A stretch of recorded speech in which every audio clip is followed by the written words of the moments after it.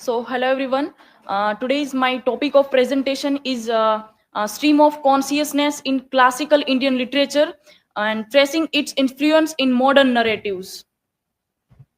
So, here are my personal informations. Then, my aims to explore this topic is like defining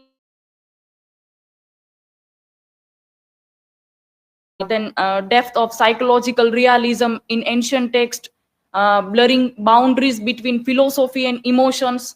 Then Indian storytelling inspires modern stream of consciousness and digital narratives. Uh, Here is table of content, and my research question is how has the stream of consciousness technique in classical Indian literature influenced the evolution of modern narratives in Indian literature, cinema, and digital storytelling. Then my hypothesis is the stream of consciousness technique evident in the classical Indian literature and has profoundly shaped the modern storytelling and the introspective monologues and non-linear thought processes found in the ancient text that have influenced the psychological depth of even contemporary Indian literature, the fragmented narratives of avant-garde cinema, and the immersive nature of digital storytelling, proving its lasting relevance across the mediums. Um, what is stream of consciousness? First of all, though it is literary technique that captures the character's thoughts and feelings in continuous free flowing manner, mimicking the natural unfiltered way of the mind's work, and it often lacks the traditional structure, jumps between idea and uses inner monologue to provide deep psychological insight. Then its origin by originated by Williams James in his book The Principle of Psychology. Then it's represent continuous unstructured thoughts and adopted by modernist writers to depict inner consciousness. Key writers are James Joyce, then Virginia Woolf, William Faulkner, then Markel Proust. And stream of consciousness is not merely a string of words, and that therefore what the stream of conscious writer writes is not the transcript but a simulation of what occurs in the mind. Its characteristics are inner monologue, lack of punctuation marks, non-linear structure, and free association. So ancient text and stream of consciousness, like inner turmoils of character like Sita, Arjuna, Shakuntala, then fragmented thoughts like non-linear spontaneous introspection mirrors that modern consciousness. Then psychological realism, the deep internal conflict of the characters. And then pre-modernist influence, which also have influence on the modern writers. Then timeless impact, which shape literature, cinema. Then I'll talk regarding three event of the where we find stream of not directly stream of consciousness as it was evolved in the early 20th century, but we find like archetypal elements. So here we find that here element of stream of consciousness we can connect with our ancient literature. So like in the case of Arjuna, where he feel his internal monologue and structure logical, not structure his thought, he's not clear, he is in dilemma of fear of sin, and his duty vs compassionate, like he was kshatriya but he has to fight, but he was not in that position and he feels an existential crisis. So this all suggests the inner monologue kind of thing, and element of stream of consciousness we find in this in this event. So here is one quote like which say that I do not desire victory or Krishna, nor a kingdom, nor a pleasure. What is use of kingdom or enjoyment or even life itself? So he is in a dilemma, not clear structured thoughts are there. The second is Sita. Sita's monologue in Valmiki Ramayana, which captures the grief, despair, and longing for Rama during his captivity in Lanka. So here is three quotes which continuously suggest that how yeah, she was also feeling this kind, like is feeling feeling grief and crying, "Oh Rama, oh Rama, oh Lakshmana." Matlab, she's remembering. She's remembering and not having a clear thought. Then she's also pondering, then ultimately death is hard to obtain for a woman or man. Then another thought, like this tormented by, here by cruel demons, I bereft of Rama and afflicted, continue to weep for Rama and afflicted,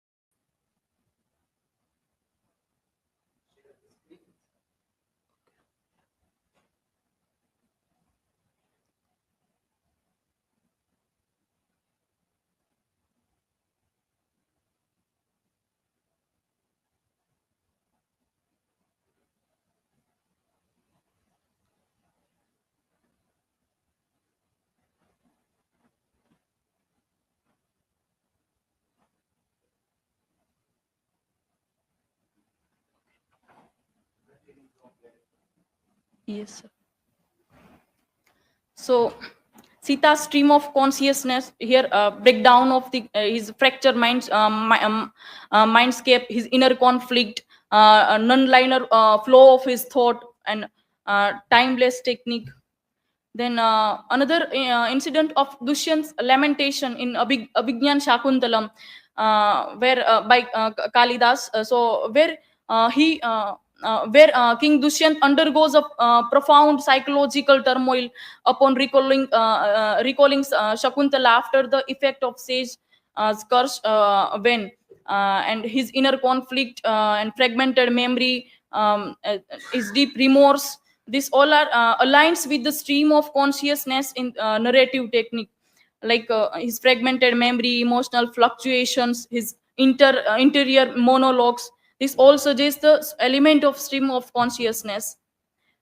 Then if we compare if we compare classical and modern stream of consciousness, like narrative style, in classical it is expansive, rooted in oral tradition and with monologue, where in modern stream of consciousness it is deeply introspective and fragmented thoughts, like in and then time structure, if we see, so alternating past and present, where in modern time it is disjointed, mirroring spontaneous thoughts and pattern. Then if we talk about philosophical depth, so in classical it is metaphysical, weaving karma and dharma and this all cosmic order. But in modern time we talk about psychological, that delving into existential crisis. Then emotional expression, so in classical literature, poetic, symbolic and reflective, where In modern stream of consciousness, intimate, then unfiltered and deeply personal thoughts. Then if we talk influence on modern its influence on modern Indian literature, so we find that Arundhati Roy is the god of small thing, where we also find this use of this technique. Then Amitabh Ghosh and Salman Rushdie's works. Then its influence on Indian cinema, if we see, so two movies I have taken here, like one is Tamasha, where also narrative switching between reality and imagination. Second is Udan. So in that also psychological journey of this protagonist, we find here. Then influence of a digital storytelling, not directly influence, but it kind of shaping the thing, like social media and micro narrative, Instagram poetry and Twitter thread, which show the fragmented and introspective thoughts of our. Then AI interactive story telling, like AI tool like ChatGPT and pseudo write create fluid free flowing narratives, then which resemble stream of consciousness writing. Then hypertext fiction and VR virtual realities game also depict that.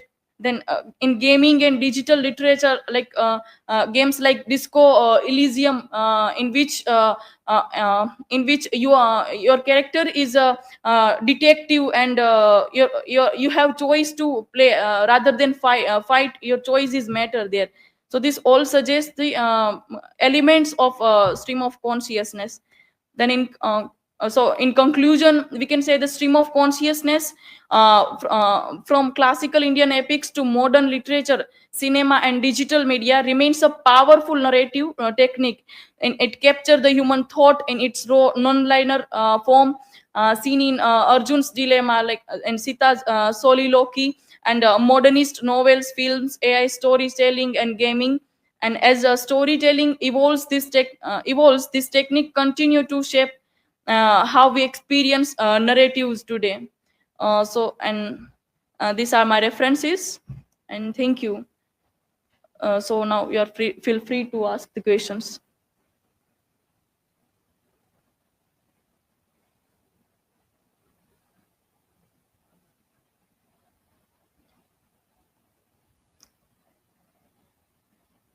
So, Trupti, my question is, what role did modernist writer play in the evolution of stream of consciousness as a literary technique?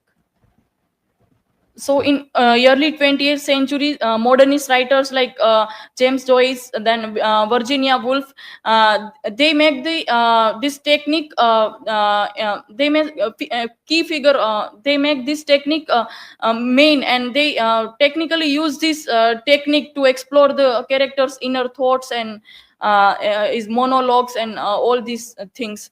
So their contribution was main to shape this literary technique.